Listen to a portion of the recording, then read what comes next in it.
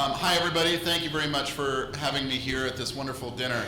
I'm so used to talking to political people, so it's kind of nice to talk to people who are more global-minded and not so oriented into state politics and that sort of thing. But of course, you've been hearing a lot of presentations today, been hearing from panels and that sort of thing. So I hope to keep this under 5 minutes, and I think I have now, 4 minutes and 50 seconds. So my name is Paul Rosenthal. I'm a state representative here in the city of Denver. As you may know, we have a state capitol, which is the Gold Dome down here in downtown Denver, and we make state laws. Now, of course, that means we don't really do a lot of international affairs, but it's one of my passions. It's something that I feel very strongly about, that we need to connect Colorado more with the world. And of course, this comes from my own personal experience. I lived and traveled quite extensively overseas. My dad worked for the US military as a civilian, so we were stationed in Belgium, Italy, and Germany. And so growing up, I just got used to that sense of being an American in a foreign country, learning languages, learning cultures. I tell people sometimes I've been to probably every cathedral in Europe. My stepmother dragged me to just about every single one of them. But that now, of course, I appreciate it, then not so much. But so that's kind of a little bit more on my background. I have an international MBA from the University of Denver, so it kind of gives you a sense of my background, informing some of my education and my interests. One of the things that I do as a legislator is every year I bring folks from sister cities around Colorado to the state capitol, and I invite them to come and do a performance. I give them a commendation certificate from my office, and I always get a proclamation from the governor to thank them for all the great work that they do on behalf of the citizens of their town or their city, the state of Colorado, and of course, our country. And as was mentioned, it's so important that we have that kind of citizen involvement in diplomacy. And I recently met with some folks from Valdai in Russia, and we met with the honorary consul. We had a great conversation. I took him on a tour of the Capitol, and just had a really good and frank and honest conversation with them about what's going on in the U.S., what's going on in Russia, and really engaging them. One of my favorite things that I was able to do with World Denver is to invite some folks into my home. Some other folks mentioned that. But I love to cook. So if you're ever invited to my home, hopefully I'll invite all of you at some point. By the time I'm 95, I'll probably cycle through the whole room.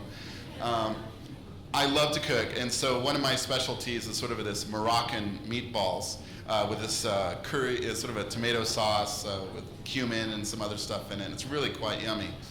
And so I love to cook that and some other dishes. And so one of the very first groups that I had was invited by World Denver and also through the State Department. Two gentlemen, one was from Cyprus and the other one was from Armenia. And the one from Armenia, and both of them, by the way, were leaders in the lesbian, gay, bisexual, and transgender community. And so the one in Armenia, I actually had an opportunity to meet, and we'll go over that in just a minute. But what was really fascinating to me was talking with them, what's going on in their country? What's going on in their lives? And sharing with them sort of our experience in the United States, having a little bit more advanced situation and how we work with LGBT people and employment non-discrimination legislation and hate crimes legislation, and of course now we have equality in marriage that we can share with the world of our experience. And of course, the sky hasn't fallen and Colorado has not collapsed, so that's good news. That was really a wonderful experience. So eventually, so we became friends on Facebook and exchanging once in a while, and I get to see what he's up to. And so his name is Mamikon Hovsepyan, and he lives in Yerevan, which is in Armenia. And right after legislative session, I decided, I want to go to visit Mamikon, and I want to go to places I've never been. And I've been all through Europe. I lived in Israel. I've traveled throughout the Middle East, but I never really went to Turkey. So I was so happy I got to go through Turkey, went to Istanbul, which is a fun town. If you ever go, it's really worth it. Went to Bodrum, had a good time partying, hanging out on the beach. And then I got to go to Republic of Georgia, excellent food, really wonderful people, very kind, generous. And then I got to Armenia, and I got to hang out with Mami Cohen. And he gave me a really nice tour of Yerevan, and this is sort of a fountain, so to speak. It's sort of layered like a fountain on a hill in Yerevan, and they have really diverse artworks. And you can see sort of one of the artworks behind him that was one of his favorites, and I just love this fountain. So there's me on the left with that fountain. So hearing from him, I think in the United States, telling me about some of his experiences really didn't really kick in until I heard him say these things in his own country.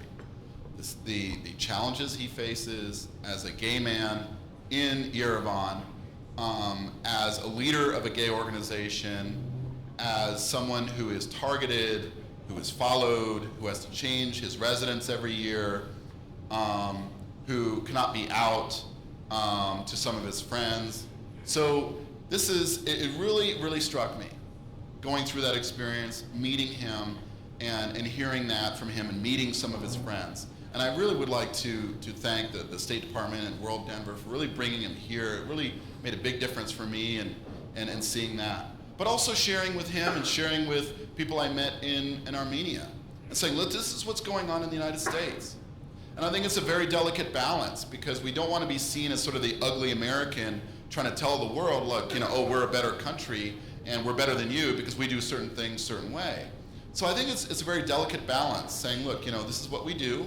Maybe there's something that we do that you could do that maybe eventually might work for you.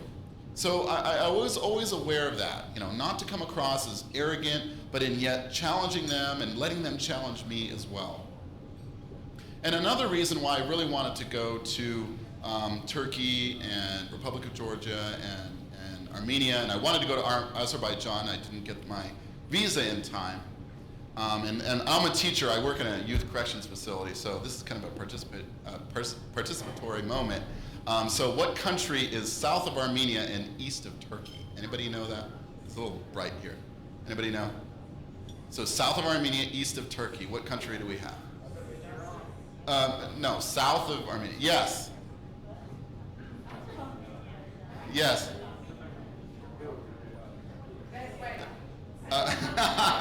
All right, it's Iran.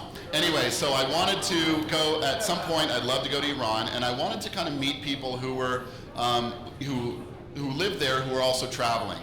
So I was really delighted that during my trip, I got to meet citizens who were from Iran, who were also traveling, that I could meet and say, look, so what's going on in Iran today? We heard earlier about the agreement, and with all due respect to our great Secretary of State, I totally think that this is something where we need to connect with Iran and Iranians ourselves. I'm very active in the community, Iranian, Persian American community in Denver, but I wanted to connect with Persians overseas. And I met two different groups, and they were so kind. They were so nice. They spoke excellent English, and they were big fans of the United States. So I was so delighted. That was the second part of the reason I wanted to go on this trip, to connect with Iranians, to say, look, we have nothing against you. We have some differences, yes, but we'd really like to conclude this agreement with you. This is before the agreement was signed. And so they were so open to that. So I'm really hoping at some point, one, that I'll be able to go to Iran, but also one of the projects I'm working on is to possibly even create a sister city with an Iranian city. I think it would be a lot of fun, create that sense of partnership, and create peace one day. So, thank you. So I'm kind of getting the hook. I told you I wouldn't be 5 minutes. I'm probably at like 7 or 8 now. But if you'd like to connect with me, you can always do so on Twitter, Rosenthal5280, or on Facebook, Paul Rosenthal. Send me an email. But my request to you, get involved. Get involved in World Denver. Get involved in a local organization. It could be a sister city organization. But in any way, always try to connect with people globally, because that's really how we create peace. And we need more peace in this world. We've had enough of war. We cannot take any more wars. We need more peace. Let's give peace a chance. Thank you for your time.